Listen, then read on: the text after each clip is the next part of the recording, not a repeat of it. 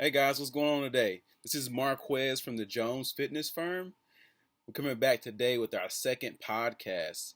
Today we have the lovely Cindy on. She's lost a total of 89 pounds and still going. She's really big on mindset changes. So go ahead, like the video, share the video, subscribe to my channel, and feel free to check us out more at jonesfitnessfirmapex.com. Thanks, guys. Enjoy yourself. Is how many pounds have you dropped? Because you changed quite a bit. So I started at 242 pounds and I'm now at 153. All So right. I've lost 89 pounds, but I go up now a little bit. 89 is the lowest that I have been. So I'm like wavering within that 5 pound range right now. My goal is 100 pounds, but I can't quite get there. And I don't know if I'm going to. So I'm kind of happy at 89 pounds. Well, that's a lot of hard work and it's pretty amazing within itself. So congratulations with that. Thank you. So just a little background on you. Like, where are you from? I know you're a teacher, but Right. tell us about it. So I'm originally from Pennsylvania. I did my undergrad at a small state school in Pennsylvania called Clarion University. Go Golden Eagles. And then my husband and I got married in 91, and my older sister lived in Cary. So we moved to North Carolina the day after we got married. And now we live in North Carolina. We've been here since 91. We've lived in Charlotte. We live here. I have my master's from NC State in school administration. So I was an assistant principal here in Wake County in North Carolina for 8 years. And now just recently, well, it's going to be 3 years, I'm back into teaching, and I teach gifted students at an elementary school here in Wake County. Very So that's cool, very cool. So, as far as your background with your weight loss, were you like a heavier person like your whole life, or did you have like a period in time where you kind of gained some weight? Which was it?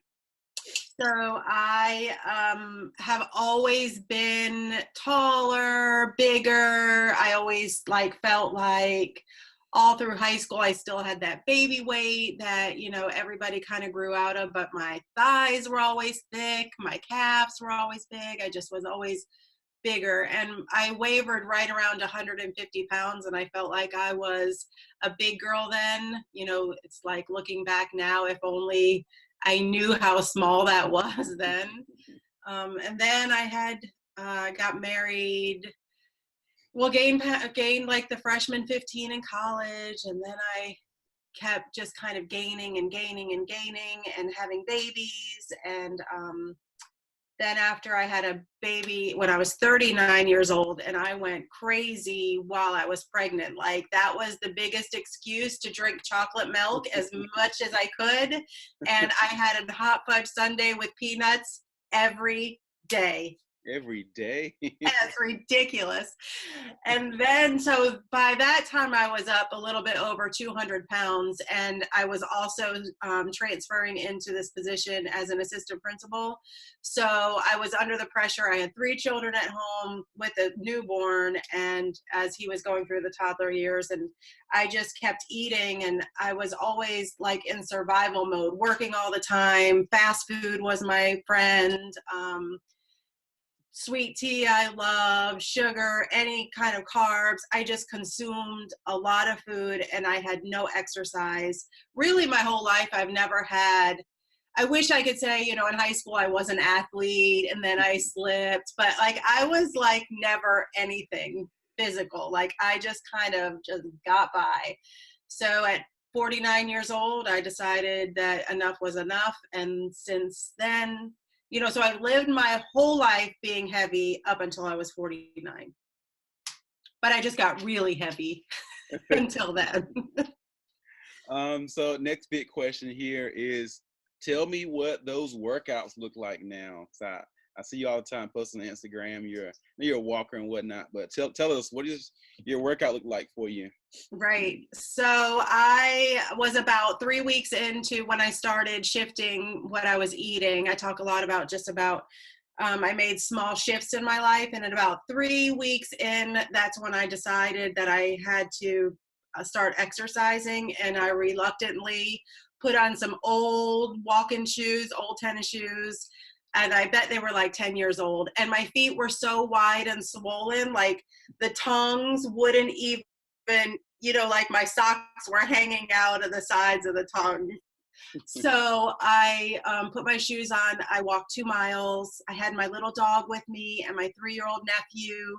And thank God they were with me, because the dog had to stop and sniff every 10 feet, and the baby kept wanting to get out of the stroller so it would give me a chance to breathe and to be able to make it. So I made it around the 2-mile path.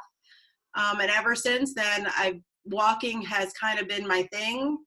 I did join the gym. That's how I met you. My sister encouraged me to join Rex, my older sister, when I started my journey in August of 2017. And then November, when it started getting cold outside and gets dark, that's when we joined the gym. And I did do some time at the gym. I really enjoyed yoga at the time, like a yoga stretch.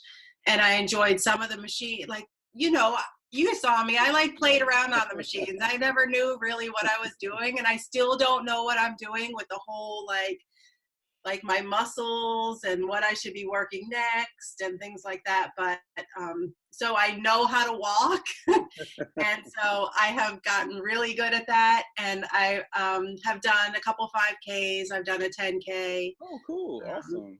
So yeah, walking outside is kind of my thing. How many miles are you getting per week? Do you count it all, or can you kind of just go for it?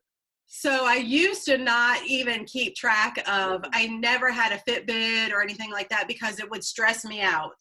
But I do like to walk around this path that has the miles marked so I can visually see. But since I've been keeping up, just within the past few months, I've been keeping up with my miles. So typically when I'm working, I'll go in the morning and I'll go about 4 miles before I go to work. So I walk just about every day 4 miles. And then if I have time, I'll go farther. I'm starting, today I ran, but my running is very slow. It's like I probably could walk faster than I run. But I did 4 miles. The 3rd mile I walked because my muscles, my thigh muscles, whatever they're called, you can help me with that. They were starting to hurt me. So anyway, yeah, walking is my thing. Running, walking. Okay, so you started running recently, sounds like it here, huh? Yeah. Oh, cool. Yeah. So out of all of this, what was the hardest part, you think? What was the thing that you had to get your mind around the most to start this journey and keep it going? What do you think? So I think the biggest thing was I saw a picture of myself in July right before I started. My friend posted it on Facebook, and it was, I remember seeing that picture and just thinking how unhealthy I looked. I didn't say this, I had high blood pressure and I was medicated for it for several years prior to starting this. And since starting this journey, I just had my year anniversary of when I was able to stop taking those blood pressure the medication. So that's exciting. That's the biggest non-scale victory ever. Yeah, I can't think. People I've met a million times, and that's one of their goals is to change medications. Yep. It's hard, I did it. And the doctor went back and forth probably a lot, right? With cutting in half maybe, and then exactly, that's what we did. Yeah. And I was but I was on the maximum amount of blood pressure. I mean, I don't even know what the maximum is, but he kept get a high dose increasing it as I was so heavy, and it would never get it down within the normal range. I was still in the high end of my blood pressure, but at least the medication could get it down some. I was unhealthy. Plus I was taking diuretic for my hands and feet were swelling so much by the end of the day. So I'm able to get by with none of that stuff Yeah, so that's exciting. And we did, just like you said, we cut it in half and then cut it in half again. And then I was even on the lowest dose, cut in half. And then I was able to just stop it. Yeah, and I've been able to maintain that for a year, so that's exciting. So what was my biggest change? So I saw this picture of myself and I was like, this is ridiculous. I never want that feeling again of seeing how unhealthy I was and that it was out there for everybody to see. And that's what really motivated me. And then when I finally realized that I was doing this for me, I wasn't doing it for my husband or for my job or for my children or for my doctor. I was doing it only for me. So when I realized that and I was able to shift my mindset into thinking like, this is what I have to do. And I tell people all the time, like, I protect my mindset like it's a helmet. I have to protect it from all those outside influences that come, like when I'm driving past the fast food place, or when I see a commercial with heaping plates of food, or when I'm at a restaurant and the first thing I see is French fries because I love French fries. Like, I have to then consciously make the decision to do the right thing and to make the healthy choice. Same with exercising. I have to get my tail off the couch a lot or out of bed to be able to go make sure I get that done. So you're a morning person. You're getting up extra early to go and walk those 4 miles every day. Sounds like it. But when I met you, I was not going in the morning. I was going in the evening. So that has changed over time during my journey. So I started to go in the evenings all the time. And then I started using it as an excuse that, oh, I'm too tired, or I have this to do, or my son needs to be there, my children, then they suck up all your time. So then over time I shifted to, I have to get it done in the morning so that I'm not worried about it in the evening. Oh, wow. Good change. Along the process, I know you talked about non-scale victories and goals or whatnot. Tell me about that. What's some of the besides the medication, what other kind of non-scale goal victories have you had? That's kind of a cool way to put it. I like that. Yeah. So I never knew what a non-scale victory was. When I started this, I wasn't following anybody. Like, I knew nothing about, I didn't even know like social media had influencers and, different sites, different groups that you can follow. So one time I remember seeing they call it an NSV. I was like, what's an NSV? And then it would say non-scale victory. And then I would read more about people's posts about all their non-scale victories. So now I celebrate every little non-scale victory that I can think of. Like, I make a big deal over it. And some of the biggest ones for me, I mean, of course, when I would shrink sizes, I've gone from an 18 or 2X down to like a medium and a size 8. I can cross my legs. I don't need medication anymore. I sleep better. I don't snore. There's just so many. I can wear horizontal stripes. I used to never wear horizontal stripes. I'd always have to be thinking like, what would make me look thin? I can wear shorts. I can tie my own shoes. Ooh. Actually, my feet have shrunk too. They used to be wide. Now they're, so size change a little bit. There are so many things. Yeah. Yeah. I get excited talking about it. I do not blame you not at all, because this has been a long process and a lot of hard work, as you know. And I just love to share my story. I knew you would. Yeah. I love to share my story because I really think like, I really believe, I know there are other people out there who have done this, but I really believe like, if I can do this, people can do it. It's all the mindset. So what are some of your favorite hobbies besides walking 4 miles in the morning? What are some of your favorite hobbies? What do you do besides walk? So that's a good question. I think when you sent the questions to me, you said something about like, have my hobbies changed? And that's a great question because my hobbies have changed. I used to bake all the time. Oh, really? And probably about 6 months into the journey, I decided that was not in my best interest to be doing that anymore. It just didn't support my new lifestyle. So that's been a huge adjustment for me. I mean, on the weekends, I used to bake like 2 or 3 things. I would take it to people at school or my family. And so that just has stopped. And if I do bake, I've done it just a couple times, like I just go crazy. I cannot control. My mindset gets lost when there are baked items in the house. So that hobby has changed. What did you bake? Was it something special? Because Oh my gosh, all kinds of things. I can bake some pies, cookies, cake, anything, huh? you name it. But now, my hobbies include anything like I have an 11-year, he's going to be 12-year-old son that we now can do all kinds of things together. We can bike ride, we can kayak, and I have a blog, so I keep up with the blog. I have some followers that we've developed some fun relationships with, so that keeps me busy too. Ooh. All right. So next part, let's go over the diet or your lifestyle change rather. So, what do you do with that? What did it change over time? How did it? Well, what are you at now? Are you counting calories or macros or Weight Watchers? What are you doing with the diet? Tell me about that part. So I had tried to do Weight Watchers through my life. When I was in high school, I remember doing Weight Oh Watchers. wow.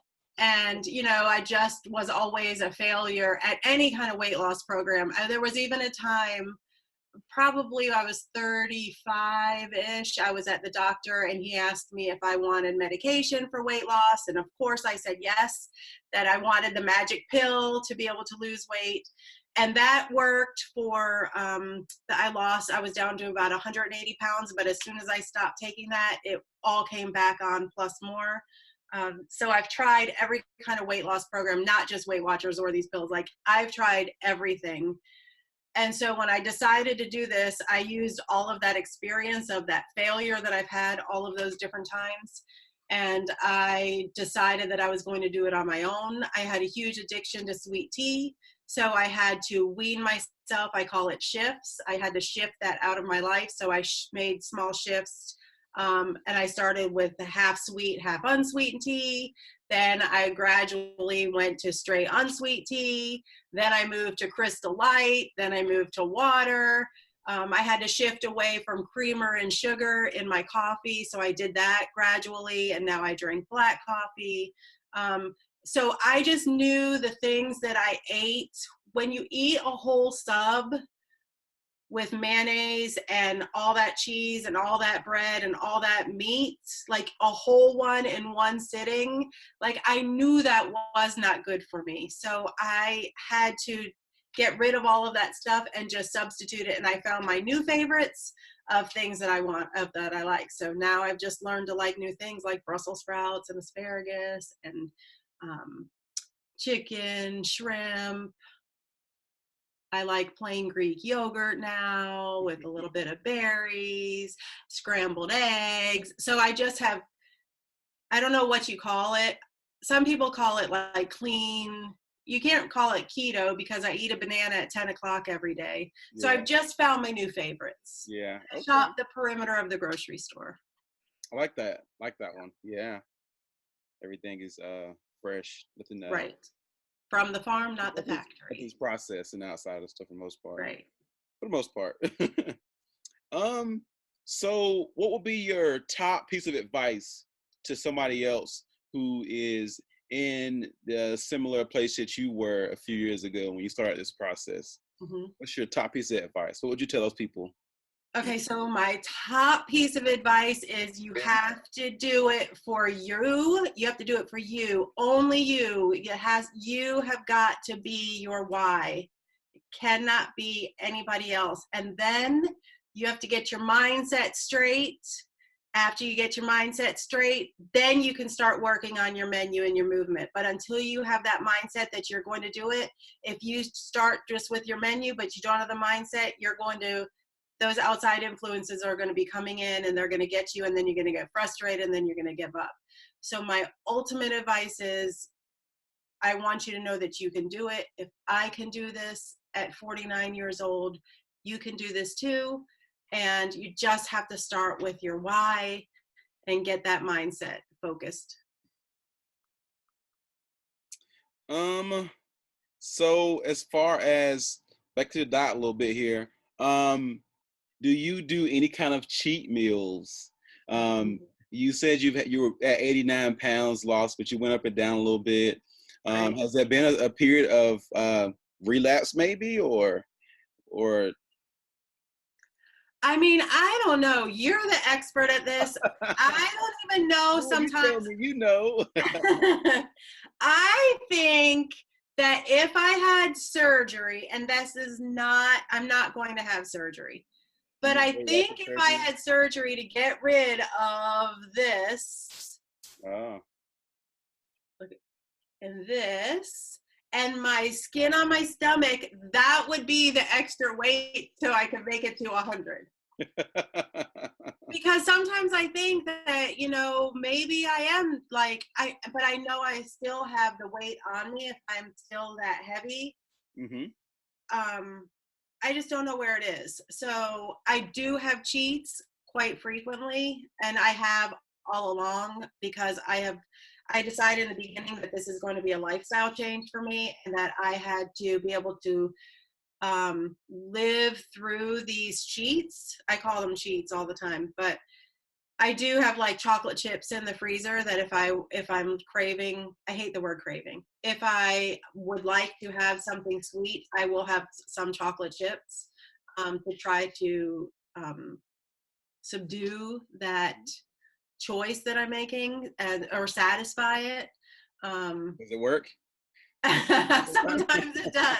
Sometimes I have to have more than just a few. But I have had cheats. I mean, I lost 80 pounds within the first 10 months. And then, see, you can tell me this too. After I lost 80 pounds, I had to have gallbladder surgery because my gallbladder, I had gallstones. So that was in July of 2018. And after I had that, I've only been able to lose another 9 pounds. Mm, So everything came off quickly and easily, the first 80 pounds, and then mm, only 9 pounds left. mm. Well, So I don't know. I don't know what the answer is. But yes, I have cheats, and I enjoy the cheats. They're intentional cheats usually. And then I am able to not recover because I've learned to be intentional about what I'm eating. So I plan for them usually, and then it just is a part of who I am. awesome, awesome. Here's a question for you. You've probably seen it across social media, maybe, with the a Popeyes chicken sandwich and the Chick-fil-A chicken sandwich. Are you gonna do a cheat one of those, maybe? So I did hear a little bit about it. They were saying the Popeyes one was much bigger than the Chick-fil-A. Is that what I've it is? been hearing that Popeye sandwich was amazing, That's but what they I heard. couldn't stand up to the customer service because they got so busy. I Yeah, haven't had it yet, but I'm gonna try it at some point. I have heard that. I did hear that. I think yeah, I did hear that. But I'll do a plan cheat with that. I gave up fast food when I started this because I was frequent at fast food restaurants, and I know people say, well, some fast food's healthy, but for me it's better just to say I don't do it. Just like I don't Cold eat turkey. white carbs, like I won't eat rice, bread, pasta, rice, bread, pasta, white potatoes. I Oh, won't eat that stuff. what's your main carb source? Fruit? So I eat a banana every day. I will eat You're almost pretzels. keto. Yeah, you are. See, I have my own Almost rules. keto. I eat pretzels, I Okay. eat a banana, and I will eat tortilla chips and salsa. But those are pretty much all the white carbs that I'll eat. So no, I will not be participating in the Chick-fil-A Popeye because I would eat both sandwiches and the fries too. So it's better for me just to stay away. So you're one of those kind of people who likes to go straight cold turkey and there's no dibbling and dabbling because you can't keep it. Sounds like it. Well, I guess if I was intentional, like if we were going to go out and try the Popeyes thing, if it was an intentional time that I knew it was going to happen, I probably would cut it like little pieces so that I didn't have to eat the whole thing. I used to love to be full, like Thanksgiving dinner full, like every day. I used to love to go to bed just like this full belly. But now I don't like that feeling. So I try just to eat to nourish my body and not to eat just for enjoyment. I like that. The body is we only eat food for energy. Uh, Right. so anything else, all the tastes good, it's not Yep. Yep. not made for that. Yep. So let's get a little bit into some other stuff here. Just because that I know that you're in the school system and whatnot. Hmm. What are your stance on some of the gun views and the gun laws and stuff? I don't understand what that has to do with the weight loss journey. Nothing. It's just cool to know. Why don't you ask me, like, what's my favorite emoji or something like that? Something a little bit more like, okay, gun control. What's You your mean in the favorite schools? emoji? Gun control in the schools or gun Yeah. control overall? Well, however you want to answer it. I So I think it's a problem. I think there has to be, I mean, something has got to be done. I do it, well, I don't even know you go what as far as you want to. I don't want to cross your Well, my yeah. husband says when I told him you're going to ask me that question, he said, "You don't know anything about gun control." And I was like, "Let me tell you something I know about some gun control."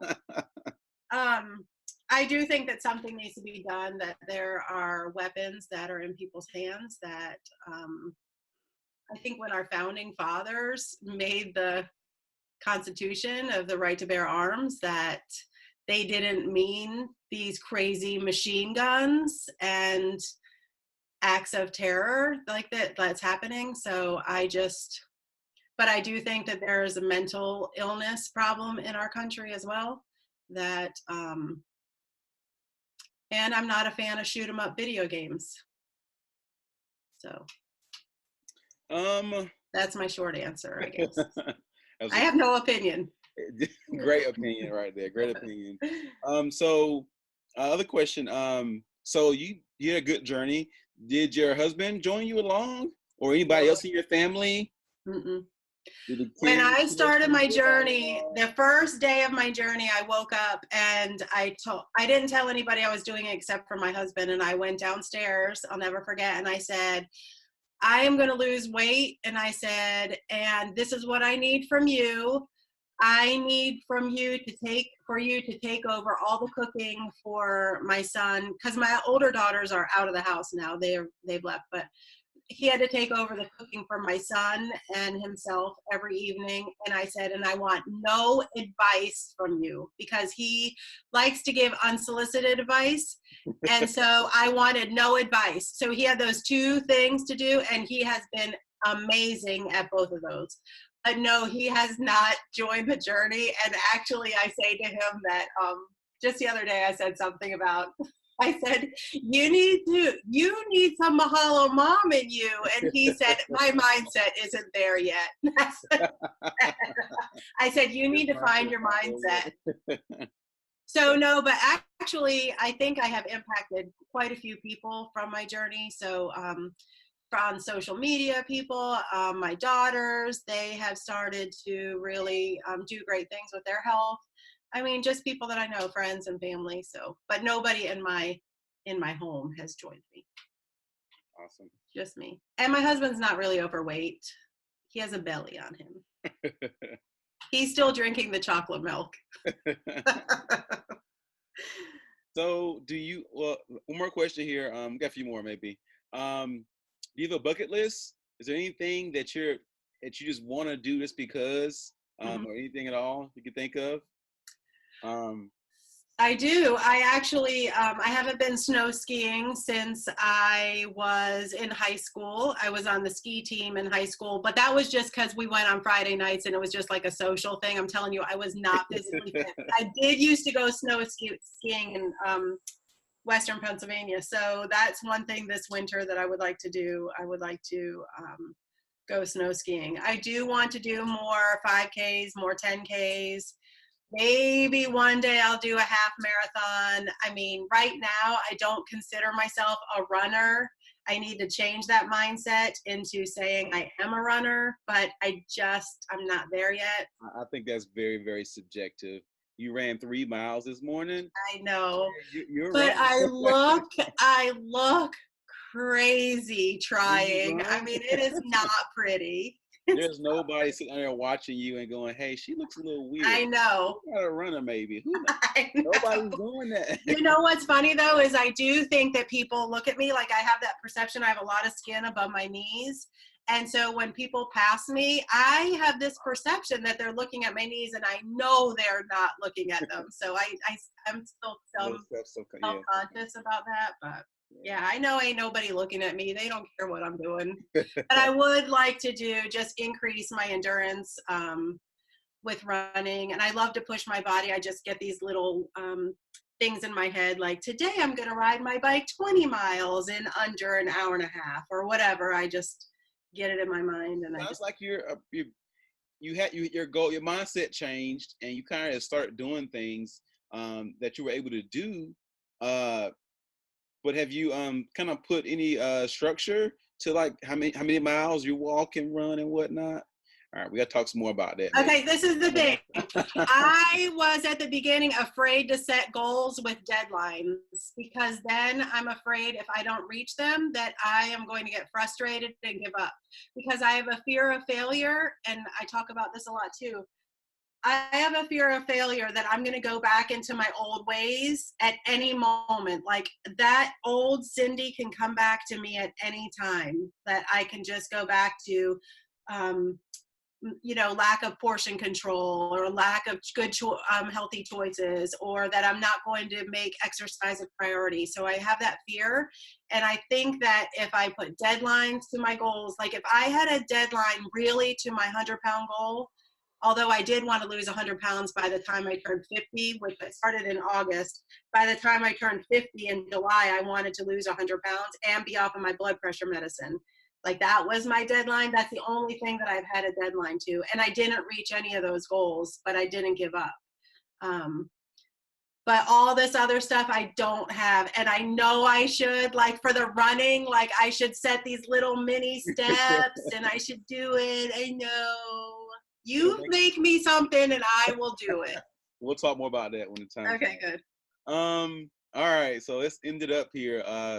What else you want to say? What else do you want to shed light on about this, your journey, or anything at all you want to talk about to finish us off with? What you got? Okay. So I just want to share with people who are listening that I am a 51-year-old mama of 3 that finally figured out this whole healthy lifestyle thing. And I have completely shifted my life from unhealthy to healthy. My son just said the other day, he said, have you lost any more weight? And I said, no, which I hate that he's asking me if I've lost weight because I don't think that women should be judged by the weight. But anyway, he's been with me this whole time. And he made a good point. He said, maybe your unhealthy ways have now transferred completely over to healthy. Like now I am completely out of the unhealthy range into the healthy range. So I just want people to know that I was an old dog. I don't know, I don't feel like an old dog, but in the grand scheme of things, being a middle-aged woman, I have been able to change my life. And I really believe that anybody out there, if you have that mindset and that determination that you have the ability, you have the choices, you can make the decisions to change your life too. That's what I have to say. All right. Well, thank you so much. I'm glad you spent the afternoon with me chatting a little bit. I really appreciate it. We'll talk some more. Yeah, contact me. Hey, and congratulations on your endeavors too. Thank you so much. I appreciate it. Okay, thank you. Talk to you later. Bye. Bye.